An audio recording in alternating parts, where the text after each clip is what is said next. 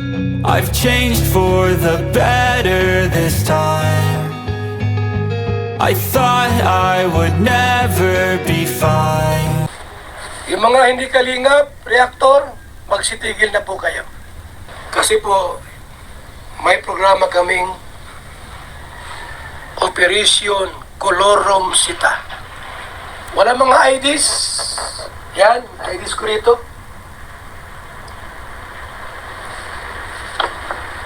Colorum ka. Hello po mga kabayan, mga kalingap, magandang buhay po, Analisa Reality Vlog.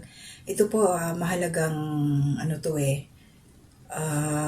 mahalaga na kailangan ma-spread out natin yung, ayun nga dito sa isang nagkomento sa Facebook page ni Kuya Bal, na maingay daw to si Kuya Bal. January 30 po, meron siyang live. At ito po'y mga mensahe po patungkol doon sa mga nagre-reaction sa kalingap na hindi member, walang paalam, walang pahintulot, at lalo na yung mga nambabalahura. So, meron kasing gagawin si Kuya Bal na action dito. Effective na daw to ng January 30. So, kailangan alam po ng karamihan para, kasi ang ano doon ni Kuya Bal, ilagay ko na lang po sa last part ulit ang kanyang mga binitawang salita patungkol dito. Kasi hindi lang naman si Kuya Bal yung ngayon, ang naghihigpit na, madami. So ito, maraming beses naman na din sinabi ito ni Kuya Bal, kaso yung iba parang hindi naniniwala, baka na, alam nila mabait si Kuya Bal, baka hindi, kung hinahayaan lang, pinagbibigyan, madaling magpatawad in short. Kaya lang, depende ho sa ikino-content sa kanya, kasi meron talagang nambabalahura, pero ito meron talaga, kilala nyo naman yung mga anti-kalingap. Ito ho ang number one na kailangan mag-stop talaga. At saka yung mga nangukuha ng video na hindi nga nagpapaalam, hindi man lang ikinikredit sa kanila kung saan nanggaling. Isa pa ho yun na magiging problema. Tandaan nyo po marami pong sangay ang kalingap ni Kuya Bal. Siyempre nandyan yung mga sa team watchers, sila po yung mga nag-iikot sa YouTube community. So, lahat po yan, team watchers, team strikers, ayan, sa team KOGR, ayan, sa Karepa. So, halimbawa, nagtutulungan yan kung mayroong bago sa aming paningin na hindi namin kilala. So, ino-open up namin yon kasi baka mamaya doon siya sa kabilang grupo. So, kung hindi siya kilala sa kabilang grupo, yun na. Basta kung wala nakakakilala sa kanya sa loob ng Kalingap community, so nanganganib po siya. Sa kanyang YouTube channel, syempre. Baka mamaya strike siya. Sinabi naman ni Kuya Bal, kung hindi strike, idedemanda. Depende sa kanyang mga sinasabi. Kaya sa akin po, mag-iingat kayo, yung mga kolorum dyan. Wag na ho kayo mag-content sa Kalingap. Basta hindi kayo member. At syempre, sinabi nga dito ni Kuya Bal, yung mga walang ID. Katulad namin, may ID kami, hindi nakarating doon, pero nagsin naman sila ng picture. Kaya yung sa akin po, nakaatas na sa screen. No, para, din yung kasi, marirecognize ka, na kalingap ka. Diba? Under ka, nila Kuya Bal, under ka ng kalingap. So, ayun, ito po yung by the way, baka may makalimutan ko. Suportahan po natin, shoutout po kila Kuya Bal Santos Matubang, atin na Vlogs, Kalingap Project, at Kuya Matubang. Tuloy-tuloy po yung suporta sa kanila. At sa buong Kalingap tahanan po, at lahat po ng mga reactors dito sa Kalingap community. So ito po yung sabi ni Ma'am Rosie Bello. Pwede po bang mag-comment? Matagal na po akong nanonood kay Kuya Bal. Hindi po ako basher ni Kuya Bal. Napansin ko lang po, bakit ang ingay ngayon ni Kuya Bal sa FB. Dati hindi naman ang layunin niya lang dati ay tumulong kahit mayroong nagbabasa sa kanya, dati ayaw niya pansinin. Nagbabash sa kanya, dati ayaw niyang pansinin. Wala daw siyang mapapala sa mga bashers. Just say lang po. Okay. So ito si Ma'am Rosie.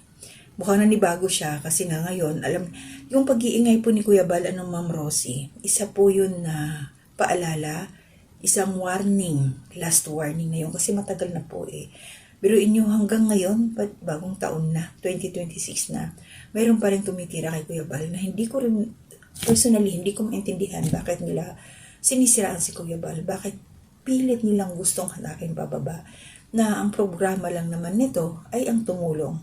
At ilang beses nang binanggit dito ni Kuya Bal, inulit-ulit niya, rehistrado ang kanyang foundation, 2. Kalinga Foundation, Association of Charity Vloggers, yung sa mga partners, naka-register din po sa SIC. So, ano ang problema ninyo? Yung mga bashers, yung mga nanghahatak bababa, yung mga anti-kalingap na ang tinitingnan lang nila yung isang mali, yung mga ganun. Basta naghahanap sila ng ikasisira sa kalingap. Pero para sa akin, hindi kayo mananalo kasi ang puso ni Kuya Bal, ang puso nila Kalingap Rab, nandoon sa pagtulong. Wala silang basta, nasa pagtulong ang kanilang adhikain. Yun. Kaya huwag ka nang manibago, ate, Ma'am Rosie, kasi may hangganan po ang lahat. Kung noon pinagbigyan, okay lang. Tingnan nyo yung may mga binanggit si Kuya Bal, mga pangalan doon sa kanyang live, January 30. I-attach ko yung niya, yung thumbnail para mas madali nyo pong ma-search, mahanap. Type nyo na lang po. May mga binanggit siya mga pangalan dito na yung mga dating nakasuhan niya, so bubuksan uli. Kasi ganun pa rin tinitira pa rin siya o di tuloy-tuloy na. So ibig sabihin ngayon wala nang awa-awa si Kuya Bal, kaya mag-iingat po yung mga mangunguha ng video ni Kuya Bal sa mga kila Kalingap Rab, mangunguha ng mga video niya. Mag-iingat po kayo kasi baka mamaya ma-strike ko kayo, lalo na hindi kayo recognized, hindi kayo dumaan sa tamang proseso.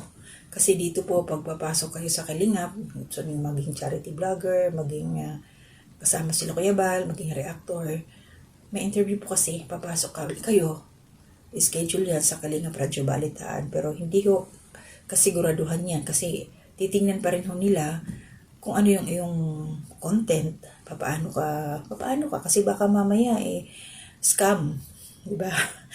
Parang pasensya na, mabuti na yung nag-iingat, baka mamaya kasi pag na-interview ka na tapos natanggap, tapos ayun pala nakapasok ang isang antay, yung mga ganun ba?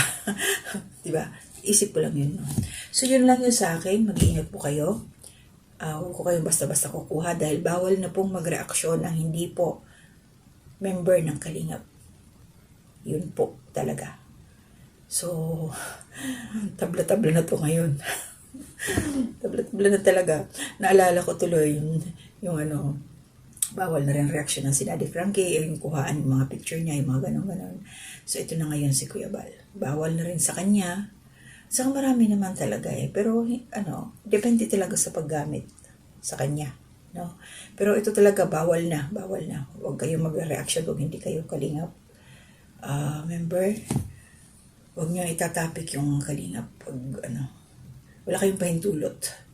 Hindi kayo aprobado para hindi kayo magka-problema. Sayang naman ang YouTube channel na pinaghirapan ninyo kung ma-strike lang kayo or makakasuhan kayo pag halimbawa yung binabanggit ninyo below the belt na sa Kalingap.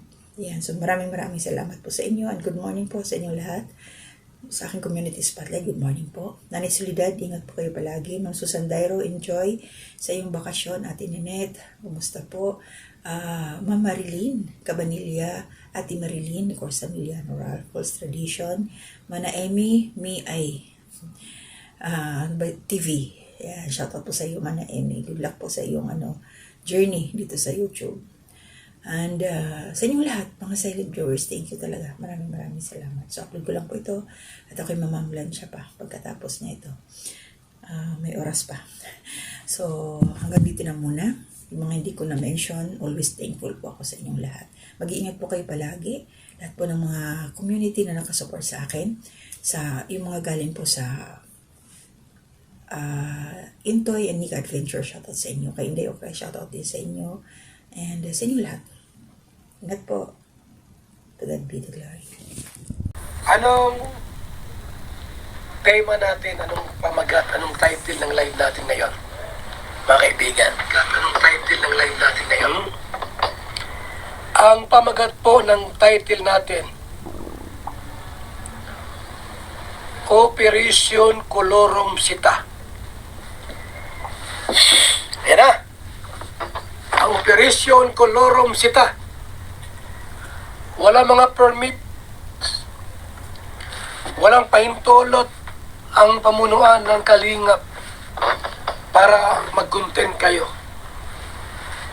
Sisitahin namin kayo.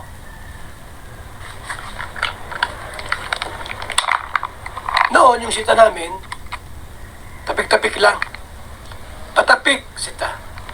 Ngayon po, dimandahan na ito. Dimandahan na ito.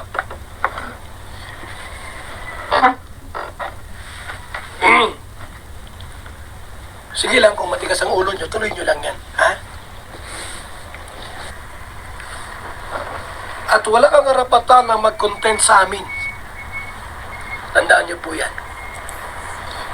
Meron kaming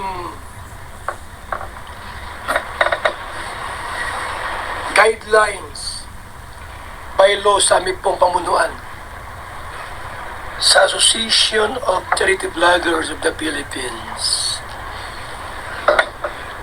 na bawal kayong mag-content kung hindi kayo officially Kalingap reactor. Kahit sino pa kayo. Babanggain po namin. Babanggain ko. Kahit kasing tigas ng bakal o ng adobe, babanggain po namin yung mga hindi officially Kalingap reactor. Makapal pa ang mukha ninyo. Di sige. Ha? Tulad ni Eric Toyoyoy Yanado as kapisot. Ang tigas ng bungo. Pinalayas ko na. Nabalik-balik naman. Alam nyo kung di kayo mag-content sa amin, hindi walang mag-content sa inyo. Tandaan nyo po yan.